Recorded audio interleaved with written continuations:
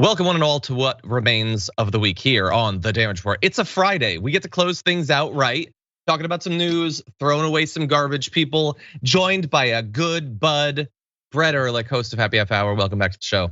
Oh my God, it's so amazing to be here on the eve of Jordan Yule's birthday. Is it really the eve of Jorby's birthday? That's awesome. Jorby, very glad to hear that. Just ripped himself into existence around this time. I don't know specifically, but everyone give him a shout out. Jorby, give him a shout out and then block all of that memory.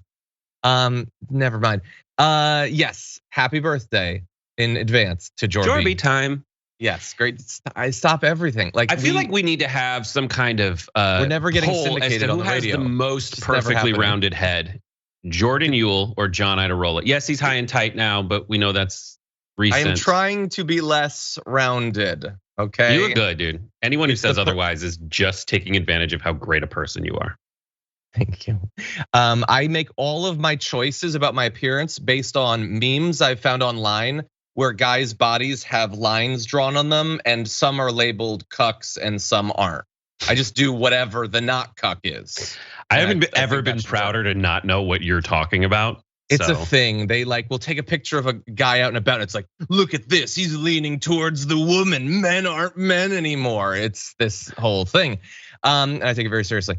Anyway, it's like what is it called? It's like douchey encephalography. What's the one where they look at your brain? That is what it is. Yeah, Nazis map your head. That's that starts with an F. It's phrenology. Phrenology. But yours was more scientifically accurate, I think. In any event, thank you for being here. All hail Jorby on his birthday. All hail Olivia Juliana for raising now 1.5 million plus to go towards reproductive services. Thank you, Congressman Matt Gaetz. Congressman Matt Gaetz has paid for more abortions than, well, I'm not gonna say any Republican elected official, but anyone recently, at least, so that's cool. In any event, we've got a lot that we're gonna be talking about on our show today, so thank you for joining us. We're gonna be diving into golf, because I know Brett is a big fan of it. We've got some Jon Stewart, we've got AOC repping into Samuel Alito. We have good news for the midterms. It's weird, but we're gonna dive into it. And then of course, when we come back, we've got garbage to throw away. So nobody head anywhere. It's gonna be a lot of fun. Hit the like button, share the stream. If you haven't already, send us messages, we'll respond. With all that said, Brett, are you ready to dive into some golf news? Let's deep dive into some golf news. Let's do it. You're so closely associated with the city of New York. Yeah. You, of all people, understand the passion surrounding 9/11. What do you say to those family members who protested earlier this week and will be doing so again on Friday? Well, nobody's gotten to the bottom of 9/11, unfortunately, and they should have, as to the maniacs that did that horrible thing to our city, to our country, to the world. So nobody's really been there, but I can tell you that there are a lot of really great people that are out here today, and we're gonna have a lot of fun, and we're gonna celebrate, and money's going to charity. A lot of money's going to charity. And you have really the best players in the world, many of the best players in the world, and soon you'll probably have all of them. Okay, nobody's gotten to the bottom of it. Nobody's gone there. And because he has very recently, as we'll describe, come to the conclusion that Saudi Arabia bears no culpability. The government had nothing to do with it. Who's to say? He is perfectly fine helping host this Saudi-backed LIV golf series at his Bedminster course this week. And of course, never mind all the stuff about the MBS and assassinations of journalists and the rampant murder of their own citizens and all of that. None of that means anything to Trump. And I realize I'm using my sarcastic voice. So I'm being very honest. He gets money and he gets to play golf. Who the hell cares about torture? Who the hell cares about murder? Who the hell cares about terrorism? He's getting the money and he gets to play the golf. Anyway, he said, I don't know much about the 9/11 families. I don't know what is the relationship to this. Well, I think it's the Saudi thing. And they're very strong feelings, and I can understand their feelings. I can't really comment on that because I don't know exactly what they're saying and what they're saying, who did what. No, I think we know who they're saying did what. Like I think it's pretty clear. You don't necessarily have to agree with it. You might think that it's leaving out certain things or whatever. but you definitely know what the issues of the families of those who died on 9/11 is with you golfing in this Saudi-backed golf thing. You could disagree with it, but to pretend ignorance in this case is so pathetic, Brett. What do you think? I love when someone says someone should have gotten to the bottom of this when they were the president of the United States. Like you had every opportunity for 4 years to get to the bottom of this. And there was, Obama, I remind everybody, Obama didn't get, whether he got to the bottom of this or not, there are FBI reports that just haven't seen the light of day. Why? Because of obvious reasons that are not too dissimilar to why people play in the Saudi Arabian Live Tour. It's the money, Lebowski. 100%. It's like, you think that golfers can't dance? Watch them, just ask them why they're playing for the Saudi Arabia tour. Like they'll be like, well, I just think it's a golf tournament, and they're trying to dance around the concept that they'll avoid saying, which is they're doing it for the money. Like there was in 2020 a moment when Bill Barr basically jumped in front of the bullet jumped in front of a report that was about to be distributed to the members, to the 9/11 families. They got to see some of the allegations that tied theoretically the Saudi government to the attack on 9/11. And all of their justification for not sharing it was like, well, if it really was serious, we'd totally tell you. But the answer is, with the golf, it's the money, and with Saudi Arabia in general, it's the oil. And the only way to make it so we don't have to be such strange bedfellows with the Saudis is to not rely on foreign oil. And I think the dominant strategy in all of this is to have a pathway to not rely on oil at all. I think that would be great. You know what? I plan to start advocating for that here on the Damage Report. But yeah, you're totally right. And I know some conservatives might be watching this and thinking, okay, so you have an issue with him golfing and the Saudi thing. Well, what about Biden's trip to Saudi Arabia? And to that I would say, yeah, we talked about that too, actually. Do you watch the show? No, we criticized him for that. It's awful. And it was for the same reasons, actually. They are all doing it for the same terrible, amoral, at best, I would say immoral reasons. Now that said, I do want to get to Trump talking a little bit more about Saudi Arabia. Here, let's jump into that video. I've known these people for a long time in Saudi Arabia, and they've been friends of mine for a long time. They've invested in many American companies. They own big percentages of many, many American companies. And frankly, what they're doing for golf is so great. What they're doing for the players is so great. The salaries are going to go way up. The PGA was not loved by a lot of the players, as you know. Okay, they're friends of his. I mean, he's being honest. They're friends of his. They've given him money. They've invested in his business, whatever. And then he says the thing about them owning many corporations here, which, okay, I mean, look, I'm sure there's pros and cons, but like, don't you guys pretend to have an issue with like other countries or businesses for other countries swooping in and buying up a bunch of stuff? Oh, in this case, it's not a problem because you've made money off of that. Okay, I see. Well, that's fair at least. What's interesting is that Trump has been like his statements about who's to say about 9/11. It swings so far in one direction, but he has gone in the other direction too. So back during his 2016 presidential run, Trump fought against the Republican Party's insistence that the attacks were orchestrated by Al-Qaeda, telling his supporters, quote, "It wasn't the Iraqis that knocked down the World Trade Center. You may find it's the Saudis, okay?" Although in his defense, he did say you may find. I guess he looked into it and nobody's been able to figure it out at this point. But he was perfectly willing just 6 years ago, many, many years after 9/11, to say, yeah, it was obviously much more in that direction than in Iraq. But yeah, no, in this case, I guess he's making more money now. And so suddenly his opinions have changed, Brett. It's so like he's saying, I'm not gonna be ethical because they're my friends. It's 100%. Like, well, listen, I would go after the mafia for all their crimes, but they throw sick parties, man. Like, let me just tell you something about like sultanates, emirates, and kingdoms of Saudi Arabia at all, basically oil producing countries and golf. Like I have a friend who was a professional golfer and they would fly her out to Dubai, to Saudi Arabia, put her in like a room on a plane with a bed in it. Wow. Like a full-on suite.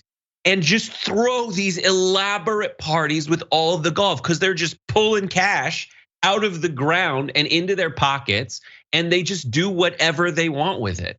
And that really sums up how Saudi Arabia is geopolitically. They have the oil and they have the relationships, the best relationships money can buy. And sometimes those relationships end up being personally friendships with the United States of America's president, or just grabbing them by the short and curlies during a recession, preamble to a recession or a giant gas price hike, because you got to. And everybody acting in their best interests for like larger goals are going to be quite unethical if that's the dynamic, because you're relying on their oil. Yeah.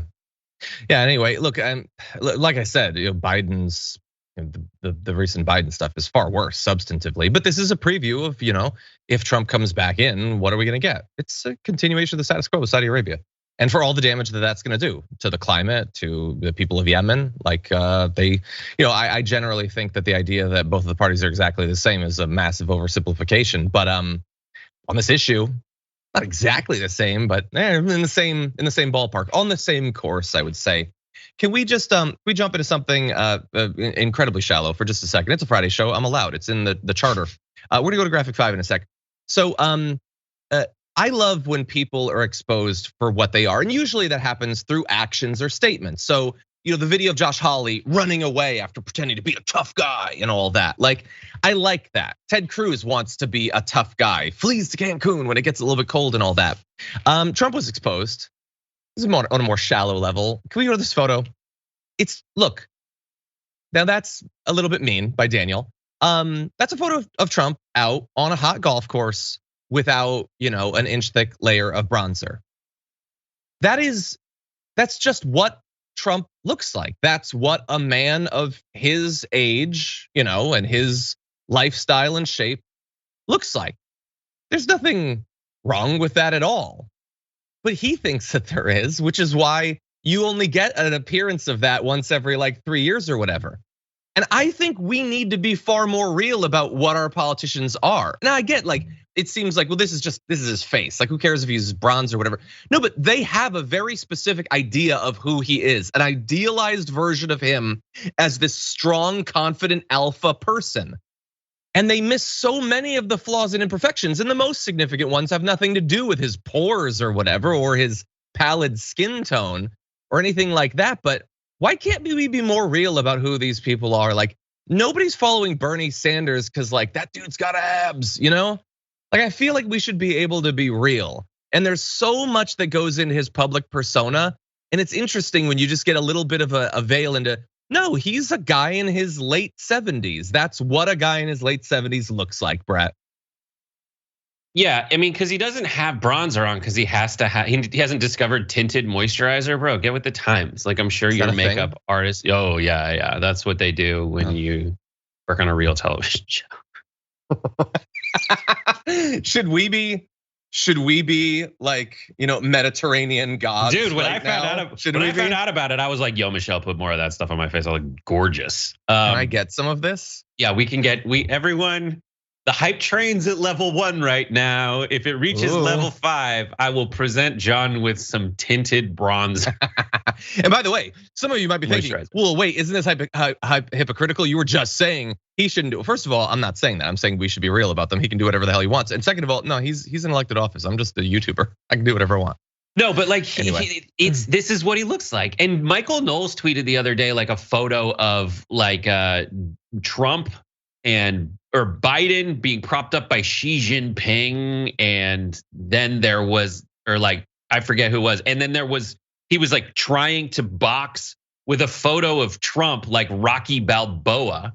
And it's bro, you realize you're photoshopping your own dude in this too. Yes, it's such a weird thing. Weird. He is the blob. He is, for those of you who read Ayn Rand, he is the reality of what that ethos yields in someone. The Howard Rourke or whoever with the golden hair is actually just a tub that's like Pizza the Hut or Nosferatu.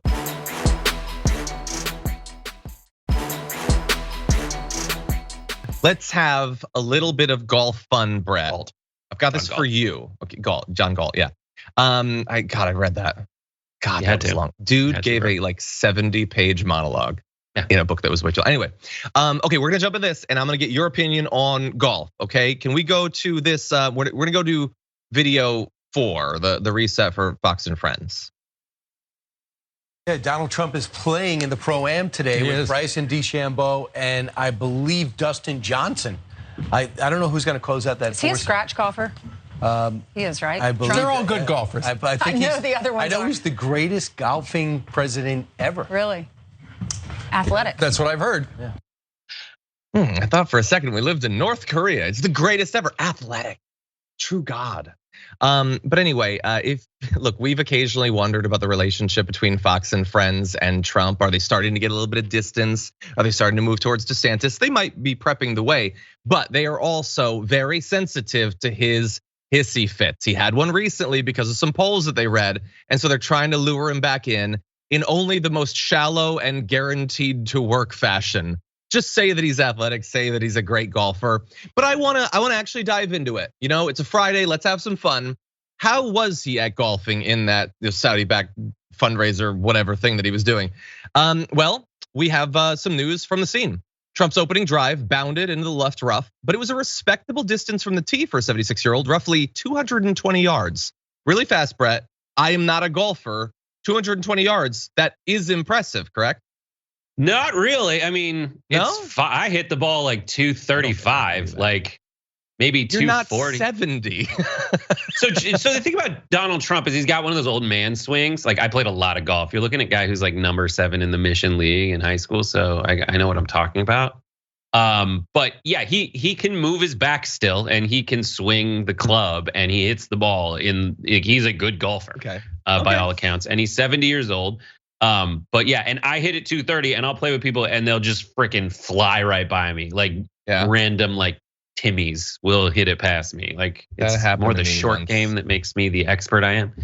Okay, it is, and we're gonna have you play against Trump at some point. No, so I want to give you some more details before we get your reaction. So overall, the personality has to come through, and it does in the same way as when hanging out with world leaders. Take a look at this.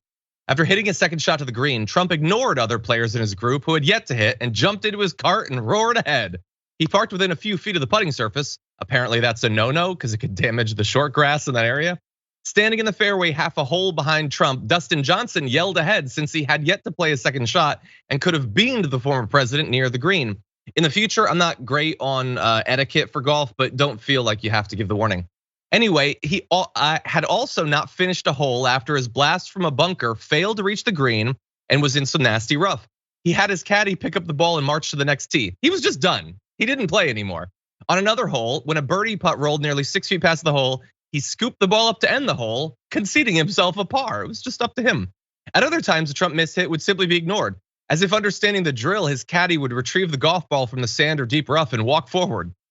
It does sound fun to play that way. No consequences, like with the DOJ. That sums up everything you need to know about the guy. And they tell, if you play golf, they're like, you know a lot about, you get to know someone very well by playing golf with them. Whether they cheat, whether they hate themselves, whether they're relaxed, whether they can hang out and have a nice conversation, drink a few beers while you're playing.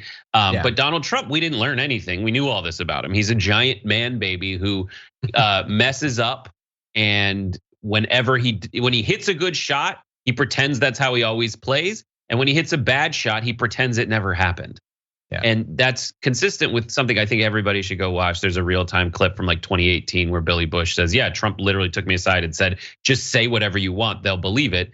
And that's what it comes down to on his scorecard, I guarantee you. Yeah, no, look, it's sad, because I'm sure he would love to actually be great. He can't necessarily be as great as like me. Like I'm actually ranked top 10 tennis in California for all ages in all groups. Most people don't know that, but you can look it up and it's not there yet, but you should put it there and then other people find it when you do. So anyway, yes, I have no doubt that he would beat me. Much more interesting question of how he would do going up against Brett. Perhaps we can make that happen at some point.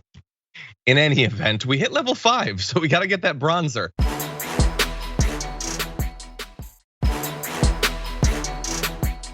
All I want to do is common room. We could talk about the MCU and stuff. It'll be fun. Come on. I'm down. Let's do that instead. Politics, not a fan.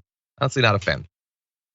Okay, with that said, we need to jump into something very significant. I mean, I'm sure you're familiar with the basic idea that the GOP was so incensed by the fact that Manchin and Schumer have got this new infrastructure bill. They decided they're just gonna block everything. They wanted to try to block the billions of dollars that are going to the semiconductors, and they apparently failed in that. They also wanted to ban a bill that they had basically all supported to give money to vets who are suffering from respiratory illnesses and cancer. Jon Stewart, who's been working on this for years, went off in response to that. And so we want to jump into a little bit of a mashup of some of his appearances over the last day. This is an embarrassment to the Senate, to the country, to the founders, and all that they profess to hold dear. And if this is America first, then America is. They don't support the troops. They support the war machine.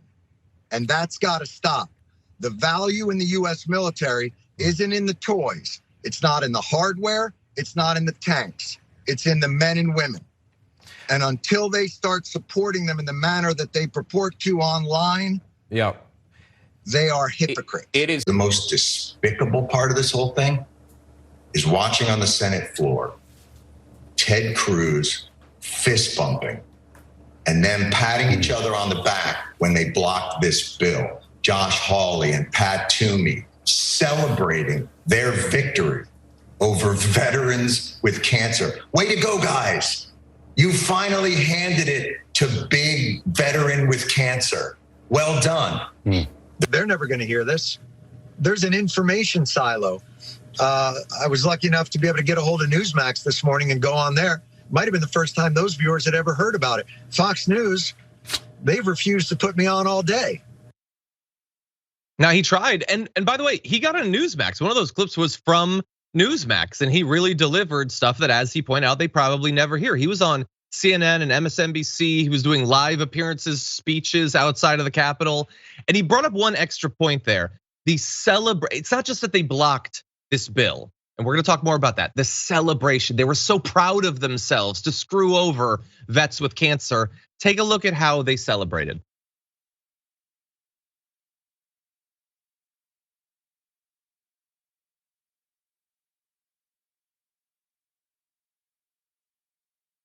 Yeah, it's fun. We really got him. We got him. We supported it in the past, both of us. We were perfectly fine with that bill in the past, and we love to pretend that we want to support the troops, but I don't like that they want to do something totally unrelated when it comes to climate change. So, screw them.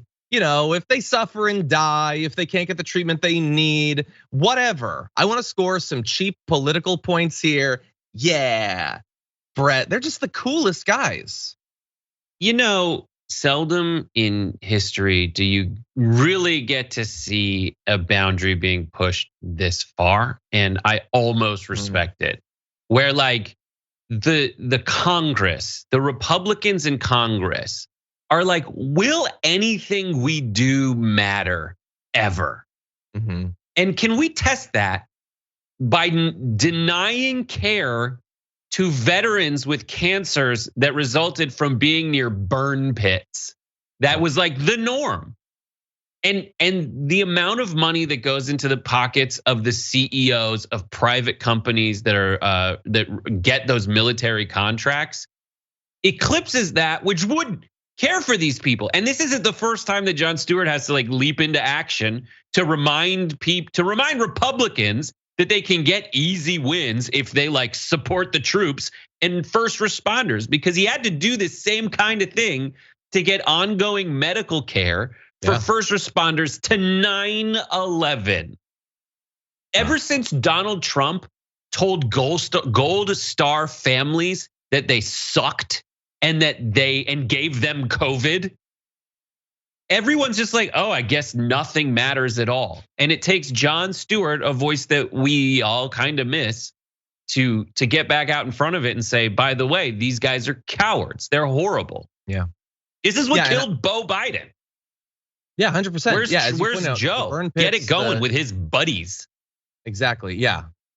We need a strong Republican Party that sticks it to the vets who are suffering. On Monday, we did a top 10 list, Francesca and I, and it was the top 10 sayings that we're just sick of. And one of mine it was my historic throwback. It was support the troops. And then this is what they do. No, they don't. It's convenient. Support sending them out to do whatever it is that we want. And then as soon as they come back, whatever. I guess they're not troops anymore. They're troops while they're being shot at, while they're shooting people. As soon as they come back when they're sick, when they want an education, when they want to be able to afford housing, then screw them. We're not interested anymore. And it couldn't be any more clear. Right now, as we speak, there are vets that are doing a sit-in at the Capitol. And they say that they're gonna stay there as long as they need to. I hope that it works.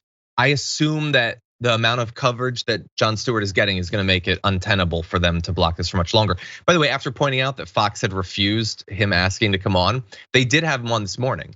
Now, when he tried to bring up the fist bump, they kept cutting him off.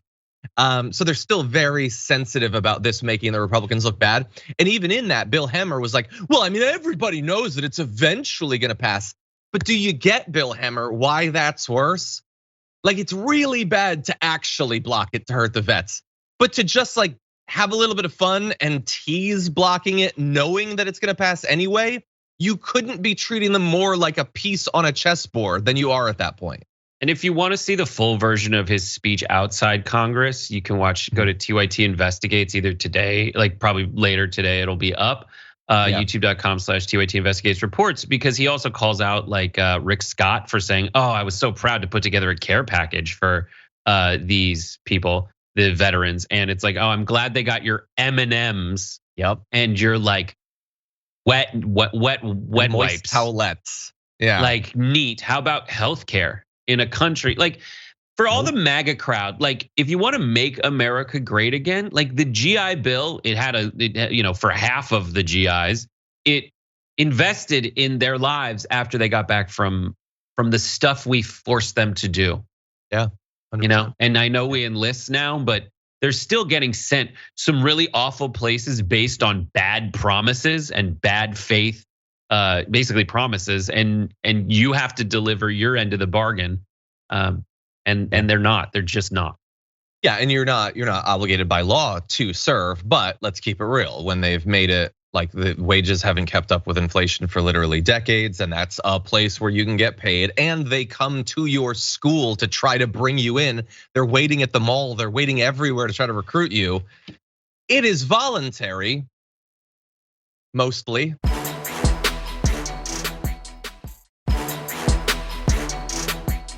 AOC had some understandably harsh words for Samuel Alito's recent speech about why foreign leaders who think Roe v. Wade being overturned is a bad thing should really just stay out of our business. In case you didn't see it, I want to give you a bit of what Alito had to say. I had the honor this term of writing, I think, the only Supreme Court decision in the history of that institution that has been lambasted by a whole string of foreign leaders who felt perfectly fine commenting on American law. One of these was former Prime Minister Boris Johnson, but he paid the price.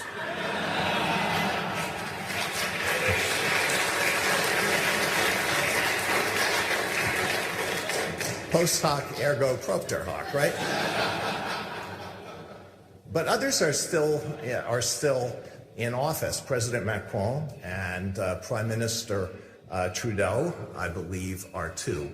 But what really wounded me was when the Duke of Sussex addressed the United Nations and seemed to compare the decision, whose name may not be spoken, with the Russian attack on Ukraine. He's just having fun, mocking. Remember, he's nonpartisan, non-ideological. He just reads the Constitution and interprets it, analyzing it using the divine calculus of the law. It has nothing to do with politics, except that like he loves to mock world leaders on the other side who have an issue with this, as he talks about how great it was that he did it and how necessary it was to get rid of Roe v. Wade. He's very confident and very open about his view on it now. Not necessarily so much back when he was trying to be confirmed there.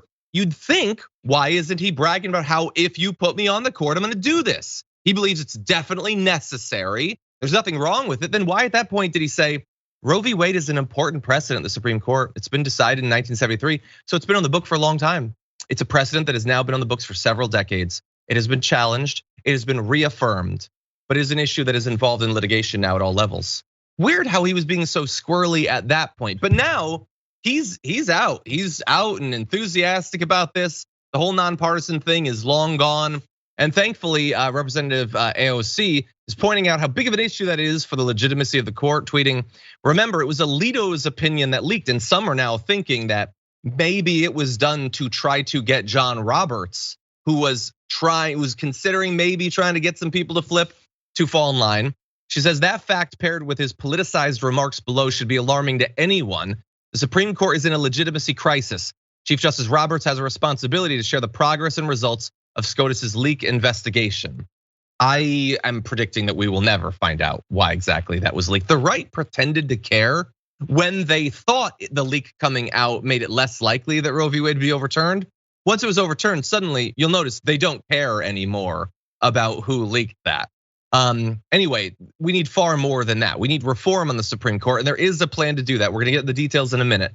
But Brett, what do you make of Samuel Alito? Samuel Alito killed Antonin Scalia. That's my take after this, because he's like, no, I'm the cheeky twat on the bench. Like, that's it. Because if you read Antonin Scalia, it's just like that. All his things are like, I'm so clever, ergo hoc, ergo propter hoc, which he's joking about how his own argument doesn't make sense logically. He's like, it happened after, so that's why it happened. That's that joke. It's like, oh, this is a fallacy I just said. I just want to take this opportunity to tell people that there's this weird talking point that says people who want to find some kind of justification to say that the Supreme Court isn't an extremely fundamentalist Christian court now.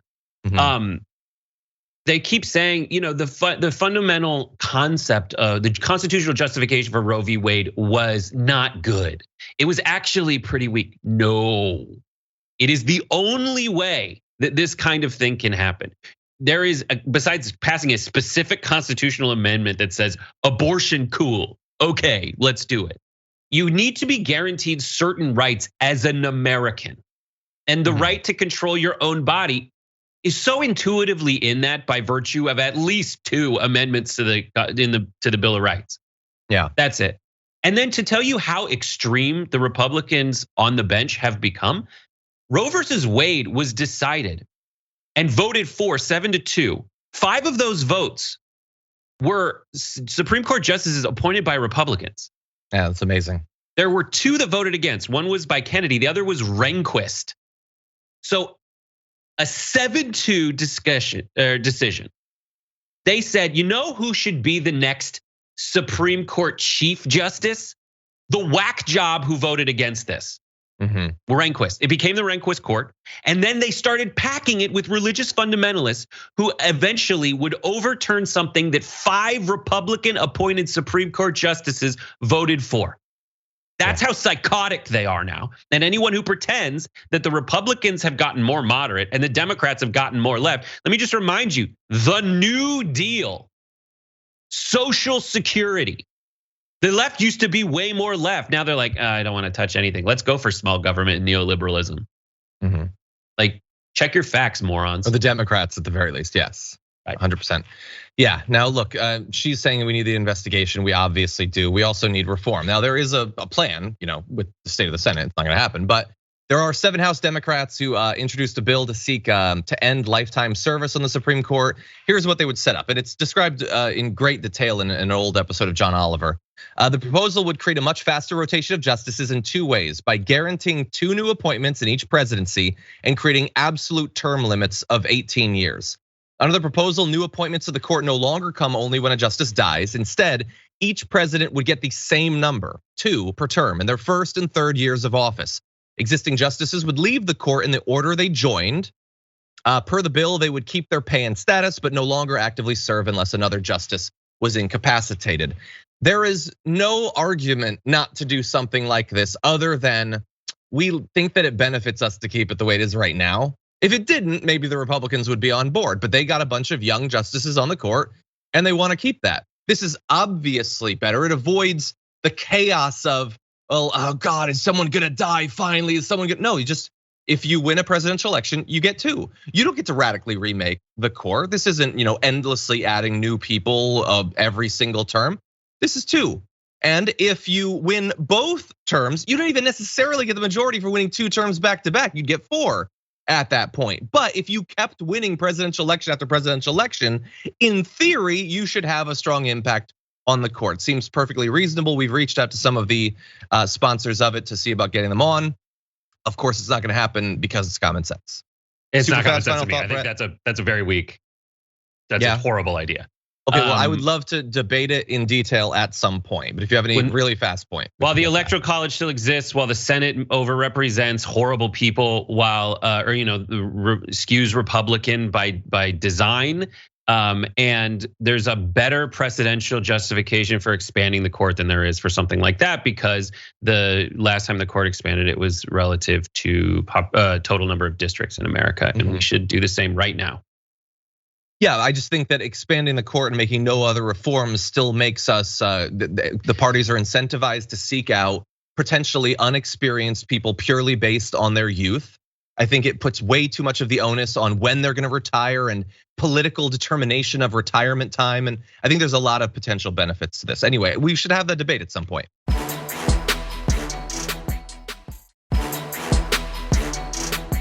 Anyway, with that said, I want to briefly mention, because I don't want too much time to go by.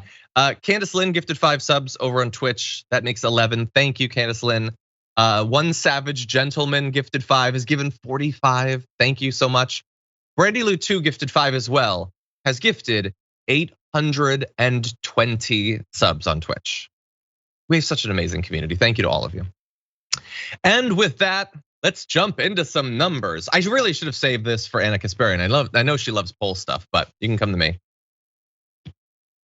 The midterms are gonna be an absolute bloodbath for the Democrats, right? Maybe, they might be, but it's actually looking a little bit better for them now than it has for many, many months. Take a look at some of the evidence. First of all, I wanna go to Simon Rosenberg, who acknowledges that in the 538 congressional generic aggregate, it's moved 2.5 points towards the Democrats in recent weeks. The Republicans are only up 0.2. He believes that this but they get the data day by day. They think it's gonna flip to Democrats soon. And in the NDN assessment of a number of different polls that just came out this week, they say the race has moved 4 to 5 points towards Democrats in recent weeks. The anti-MAGA majority has been awakened, perhaps by gas prices going down, perhaps by things like the Roe v. Wade decision. Votes on contraception and same-sex marriage and all that. They say the Senate is leaning Dem, chances of keeping the House rising, lots of signs of GOP underperformance now, and I've actually gone and collected a lot of evidence of that we'll get to. Landscape is likely to get worse for GOP in coming months with things like the debates and stuff. Democratic candidates have a huge cash advantage heading into the final 4 months. So look, I know a lot of Democrats, when it was projected that Roe v. Wade was gonna be destroyed, were like, yes, that means we can raise some money and they might vote for us. And that was reprehensible because you're supposed to stop it from happening and protect people's rights. But they didn't, so we're in the bed that they made. And it does seem to be playing out on the other side though. They are raising the money and the polls are moving towards them. So I don't know, bro, what do you think? A lot of this is the who sucks worse question. Yeah. A lot of it is like, all right, so who do you think is more sucky? And the truth is that right now Republicans seem to suck, and a Democratic approach of doing these hearings and letting the people, the normies in suburbia, know that Donald Trump is a psychopath who tried to orchestrate a coup. That's working. And this is the kind of thing that it used to be conventional knowledge in politics that going negative and being toxic basically polarizes and shrinks the electorate. You turn off a lot of people in the middle. But for a while, Donald Trump's vitriol and toxicity actually galvanized a really crummy base. That was like, yes, I also hate people in politics the same way. But what this is doing is, I think there's plenty of people who just had a general disrespect for politicians And the longer that Trump and his kind have been in the discussion, and actually the more that like the conventional politicians, the Marco Rubios, the Matt Gaetzes gravitate toward that ethos, the more that conventional politics is normal and insiderism is a synonym for MAGA. Yeah. And that's how the Republican Party is. And there's a lot of people who are like, actually, no, I am being polarized and the electorate is shrinking. And go ahead. Well, it's before it might have been that you'd have one bad politician and a scandal, but so many of them are generating things that I think turn off a lot of regular people on it. And they're competing with each other to do that. They desperately want to effectively produce this, whether they know it or not. It might be in their own individual interests. But in any event, it really does seem to be shifting. Ryan Grimm responded to this saying, it will be interesting to see what passage of the climate bill, if it happens, does to these numbers. That certainly couldn't hurt. Gas prices continuing to go down, perhaps. Legalize weed next and you hold the House and the Senate. He's like somewhat joking there, but maybe cancel student loan debt, make it so that people's ACA premiums don't immediately rise. All of this sounds like good stuff. And even before that, take a look at some of the individual polls generating the meta narrative we're talking about. In Arizona, Mark Kelly's up 12 points over one of the potential Republicans, 10 points over the other. Arizona governor's race, Democratic nominee Hobbs up 9 points over Kari Lake, one of legitimately the craziest people in the country, 8 points over another, so that's all good. In the Georgia Senate race, Raphael Warnock is up 5 points over Herschel Walker. It should not be that close, but he is up by 5 points. However, Brian Kemp is up 8 points over Stacey Abrams, so those numbers need to shift. In the Pennsylvania Senate race, Fetterman is up 11 points over Dr. Oz, which actually that's overperforming for Dr. Oz. Remember, he doesn't even live there. And in the governor's race, the Democrat is up over Mastriano is a legitimately crazy person too, but there's a 13-point gap there. So look, that's one poll across these. That's not determinative, but this is certainly good. And there's so much they could do to earn even better performance. Yeah, so when you were saying the debates are around the corner, typically in politics, debates, seeing two people on stage at the same time, it shrinks the gap between them. It just does. Some of the reasoning that's been put forward is, you get to see these two people and it reminds you of the qualities that you might have looked for in your own party. And there could be a gaffe or whatever. But that only really, in my opinion, in analysis, applies to when you have politicians who know what they're doing, who have gone through this like politician finishing school. And when you have people like Dr. Oz, who's just like a crappy, weak, floppy, no bones in his arms TV show host, like, and he's gonna go up against this imposing dude and fighter in Fetterman, who might wear shorts to the debate, and everyone in Pennsylvania is like, you know what you're doing, so that's gonna happen. And you have Herschel Walker, who is going to get annihilated because he can't put a sentence together and gets embarrassed with softball. He's whiffing softballs on Fox News. It doesn't look good for them. They got what they thought they wanted on the Republican side, and God willing, it backfires. Yeah, God willing. 5 points though. I mean, come on, America. It's Herschel Walker. I mean, I wouldn't trust that guy to like walk to the corner store and like pick up some groceries. He cannot be a senator. He just can't be a senator. I just can't wait for, you and I watch Archer. So it's like Raphael Warnock can put together a sentence and is smart and kind and a reverend. And the other guy has like a new mystery child surface every week and can't put together a sentence and thinks you scrub air with a brush and it's close. It's made in Georgia. Only in Georgia can this kind of thing happen. God. Maybe Florida, maybe Arizona. Okay, with that, we got time for one more story for our first hour. So good news for someone, but not us. Let's talk about this now. Hey, what do you know? Oil companies are doing well. Shell, in fact, breaking records. They posted record profits this week for a second straight quarter. Isn't that nice for them? Their profits rose to $11.5 billion from $5.5 billion. That's over a 3-month period. And I can't stress this enough. I'm not talking about their revenue. I'm talking about their profit. Every single dollar in profit that they got there, they could have not gotten and still maintained their record profits from last quarter, but gas prices would have been cheaper. That's a possibility. They chose not to do that, and thus they've brought in several $billion in profit per month. Isn't that amazing? And they're gonna use it, by the way, to buy back $6 billion in shares, underlining their healthy cash position. It's so healthy that they can buy billions in shares. Not healthy enough to lower the price of energy to you, though. By the way, that might seem impressive for them. Good job, Shell, but they're kind of broke bitches. Exxon made $17.9 billion in profit. But don't you dare say that they're profit gouging. And what would your evidence even be? That they're making record profits and that you're in the middle of being gouged? That you can feel the blade entering your stomach? That don't make it a profit gouge. By the way, and this is so fun. Thank you, Jordan, who has a great piece up on his personal site about this. Chevron's effective tax rate last year was 1.8%. Exxon's was 2.8%. So Chevron whooping Exxon right there. But either way, they are getting away with literal murder because it kills people when their product is burned. But with all of that, we're getting like a couple cents every few days in a drop in price, Brett. They're making so much money as we continue to suffer.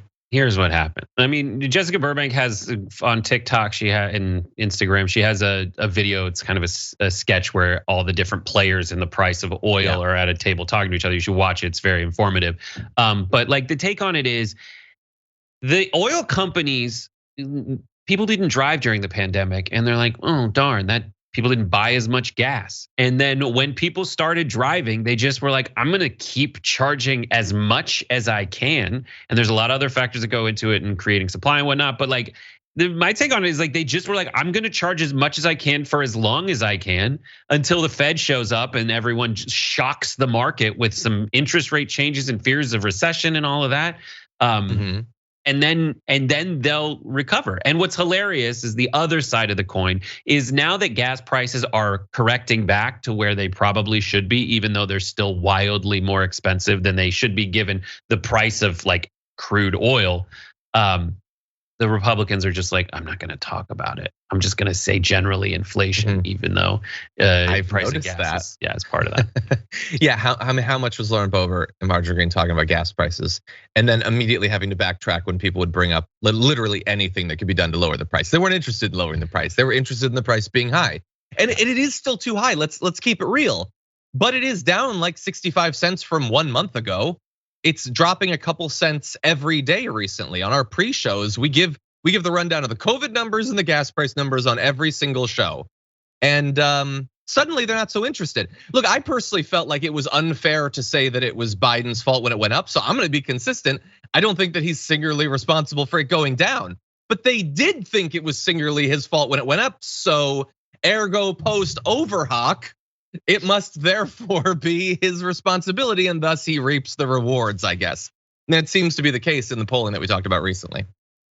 Yeah. Anyway, we're gonna have to close it out there. I do want to say though, Mary, who just became a tier 3 member, thank you for that. I look forward to seeing you in our members hangout.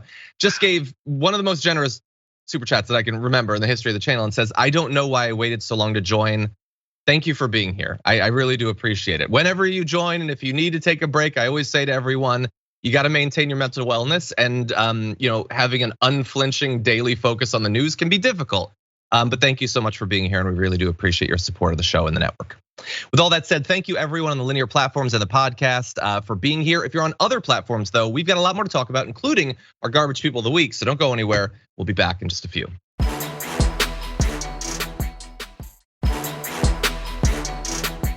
Justin, I'm only gonna read this one out loud to bother Brett. Says, John, that hair, damn sexy. And hi, Brett, looking handsome like always. I think you look fun. I think you look fun. I was gonna say fun? effing great. Fun. Well, thank you. I'd prefer fun. Hot John. Wow. He said you were handsome too, buddy. Okay, everybody's handsome. We're all pretty. Candace Lynn gifted 5 subs over on Twitch. That makes 11. Thank you, Candace Lynn. One Savage Gentleman gifted 5, has given 45. Thank you so much. Brandy Lou 2 gifted 5 as well, has gifted 820 subs on Twitch. We have such an amazing community. Thank you to all of you.